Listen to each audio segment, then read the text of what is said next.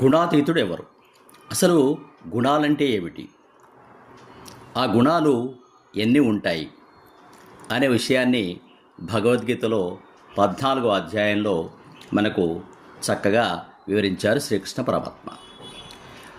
సత్వ రజస్ తమో గుణాలని 3 గుణాలు ఉంటాయి. ఇవి ప్రతి మానవులో దాదాపుగా ఉంటాయి. ఏది ఎక్కువైతే వారిని ఆ విధంగా పిలుస్తారు. సత్వగుణం ఎక్కువైతే సాత్వికులని, రజోగుణం ఎక్కువైతే రాజస ప్రవృత్తి కలవారని, తమోగుణం ఎక్కువైతే వారు బద్ధకస్తులని చెబుతూ ఉంటారు. కానీ పని చేసేటప్పుడు దేనిని కూడా ఆశ్రయించక దేనియందు మనుషులు ఆసక్తి లేకుండా తన పని తాను చేసుకొని పోతే వారే ఈ గుణాతీతులుగా మనకు కనపడుతుంటారు. భగవద్గీతలో మానవమానయోస్తుల్యం తుల్యో మిత్రారిపక్షయో సర్వారంభ పరిత్యాగి గుణాతీతః సవుచ్యతే అని అన్నారు. మానము అవమానములందు వీటిని ద్వంద్వాలు అంటారు. శీతోష్ణ సుఖదుఖాలు, మానవమానాలు ఇవన్నీ కూడా ద్వంద్వాలు అంటారు. ఈ ద్వంద్వాతీతంగా ఉండాలి అని అంటారు, కానీ వాటికి లోబడే ఉంటాం మనం, ప్రకృతిలో ఉన్నాం కాబట్టి.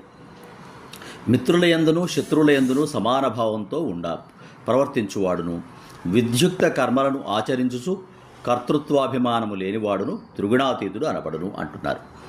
కాబట్టి అందరిలో సమాన భావం ఉంటూ తన పని తాను చేసుకుంటూ, ఇది భగవంతుడు తనకిచ్చినటువంటి విద్యుక్త ధర్మంగా భావిస్తూ, ఈ పని చేయడం వల్ల నాకు ఎలాంటి ఫలితం వస్తుంది అని ఫలితం మీద దృష్టి లేకుండా తన కర్తవ్యంగా భావిస్తూ ప్రతి పనిని భగవదర్పణంగా పరమాత్మ సేవగా చేస్తూ ఉన్నటువంటి వాడు గుణాతీతుడుగా, త్రిగుణాతీతుడుగా పిలువబడతాడు అని శ్రీకృష్ణ పరమాత్మ చెప్పాడు.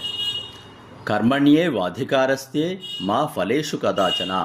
ఫలితం మీద గనక దృష్టి లేకపోతే కర్మ చేయటం అందే నాకు అధికారం ఉన్నది, ఫలితము భగవంతుని యొక్క ఇచ్ఛ అని కనుక అనుకోగలిగితే ప్రతి పనిని కూడా ప్రశాంతంగా, హాయిగా, ఎలాంటి ఒత్తిడి లేకుండా, అనారోగ్య సమస్యలు దగ్గరికి రాకుండా హాయిగా చేయవచ్చని ఈ శ్రీకృష్ణ పరమాత్మ మనకు భగవద్గీతలో ఎన్నో సందర్భాల్లో తెలియచేశాడు.